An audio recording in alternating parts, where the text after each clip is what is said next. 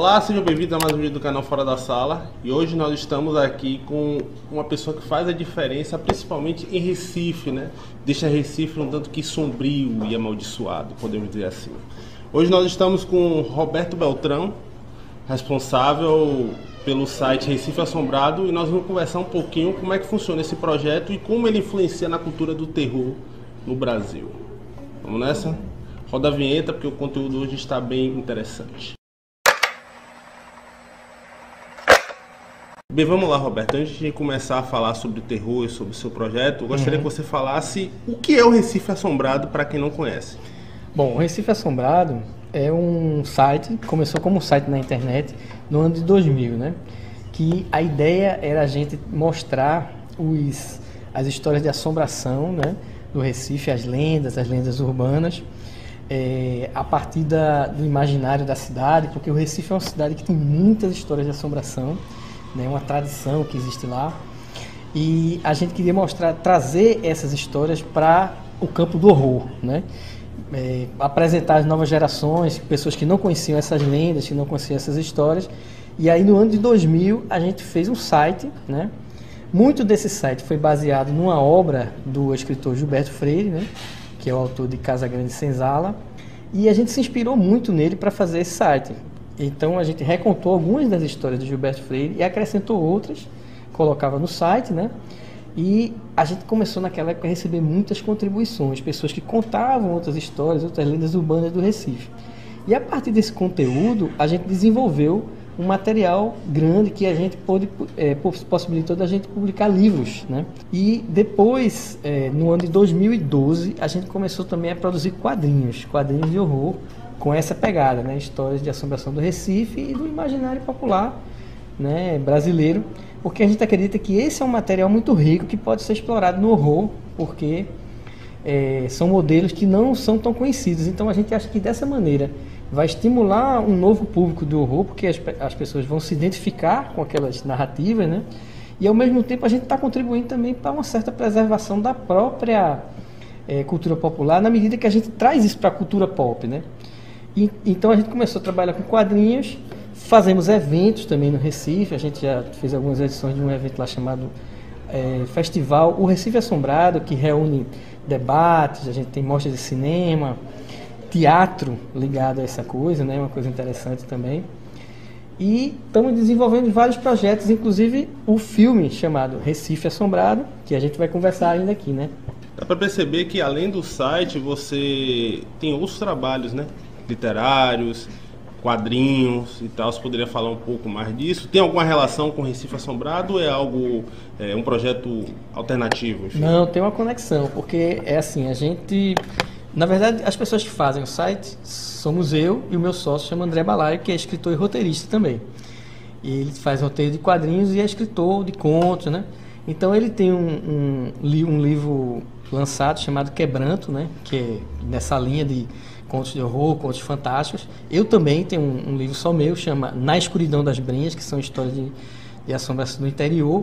E a gente publicou coletâneas de contos, assim, de vários autores do Recife, né?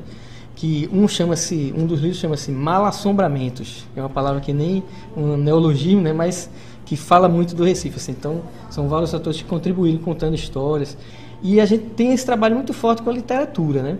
Então o Recife Assombrado é isso, assim, a ideia é pegar esse conteúdo e transformar em outras formas de linguagem e conquistar esse novo público, né? Trazer essa nova ideia. E dar espaço também ao conteúdo que não é tão visto e tão valorizado quanto os conteúdos mainstream aí da vida, né? Exatamente. A gente estava conversando ontem a respeito dos personagens brasileiros, né? Que pode ser explorado diversos contos de terror, como Saci, a Caipora e tal. Inclusive os clássicos personagens que já foram lançados em diversas histórias são assustadores de origem, que foram feitos pelos irmãos Grimm. Isso. Se a gente pegar as verdadeiras histórias dos irmãos Grimm e for comparar com as adaptações atuais, não tem nada a ver. Exato. Muito são mais histórias bem violentas, né? São histórias assustadoras mesmo, assim, essa do irmão Grimm, né? Da cultura europeia original. Você falou aí do Saci, uma história que me chama muita atenção é isso. O cara que popularizou o Saci como uma figura conhecida no Brasil foi o Monteiro Lobato, né? Através dos livros dele ligado ao Sítio Pica-Pau e tal, que era um escritor fantástico, Mas assim, ele teve essa característica de infantilizar essa lenda do Saci. Mas ele mesmo tem uma pesquisa, né, que chama-se Saci Pererê, um inquérito, que ele reuniu várias histórias contadas, porque ele era editor do jornal Estado de São Paulo, se não me engano, e ele provocou os leitores a contarem histórias de Saci. E ele publicou essas histórias no jornal, depois transformou num livro. E essas histórias são terríveis, entendeu? O Saci... Assustadoras. Ele machuca, ele é violento, ele é terrível, é um demônio mesmo, assim. Então, essa é uma característica que pode se resgatar desses mitos, dessas lendas brasileiras, até para ser explorado. Nós não somos as únicas pessoas, claro, que estão fazendo isso no Brasil. Isso é uma corrente, né? Uma onda, né? Tem muita gente usando esse tipo de conteúdo para trazer esses mitos à tona. Assim. Isso é uma onda no Brasil, né? Eu acho que isso é uma coisa muito bacana. Roberto, eu costumo fazer essa pergunta sempre para todos os amantes de terror, né? Uhum. Porque para quem é um estudioso do gênero sabe que o terror permite abordar diversos temas, diversos assuntos de forma até mais profunda.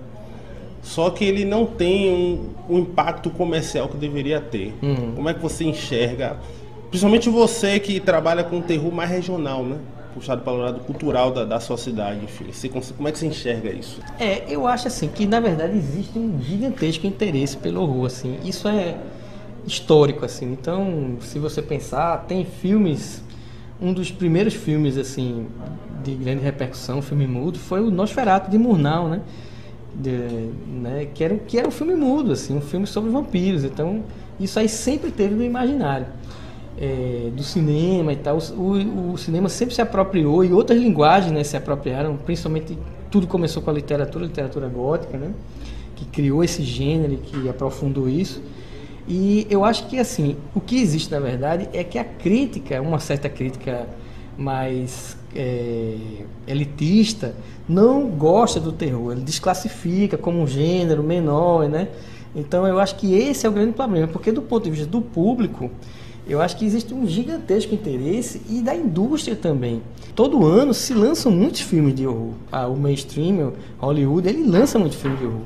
Por quê? Porque são filmes que têm apelo, que têm interesse do público, porque o medo é um sentimento universal, e eles são mais baratos. Hoje em dia, você fazer um filme no padrão dos grandes coisas de Hollywood, um tipo filme de super-herói, custa muito caro, caríssimo. E um filme de terror, ele às vezes arrecada, para o custo que ele tem, ele arrecada muito mais. Verdade. Né? Então eu acho que sempre vai existir o interesse. Talvez assim, uma certa crítica tenha uma resistência quanto a isso, né? Tanto é que eles falam agora muito essa coisa do pós-horror, né? Que é a crítica tentando requalificar os filmes para dar uma certa... Um verniz mais polido, assim, não? Que esse é filme, um termo que eu não concordo, inclusive. Pois é. Eu fiz até um vídeo no canal falando sobre o conceito do pós-terror, que isso que está acontecendo hoje em dia com Corra, Um Lugar Silencioso, Hereditário, A Bruxa, que são filmes excelentes. Isso. O próprio Corra, né, que já tem... filme muito bom é o Babadook, né? Muito bom. Babadook, para mim, um dos melhores filmes de terror dos últimos 10 anos, assim. Isso já foi explorado. O próprio Cisne Negro do Dario Aronofsky já trata isso. O próprio Suspiria do Dario Argento. Tem vários outros filmes. São grandes filmes, né? Só que eles resolveram criar um rótulo meio que não proposital, diminuir o terror mais convencional, como eles chamam. Preconceitos sempre vão existir com o gênero, mas independentemente disso aí, o gênero cresce. Temos que botar para rodar, né? Exatamente.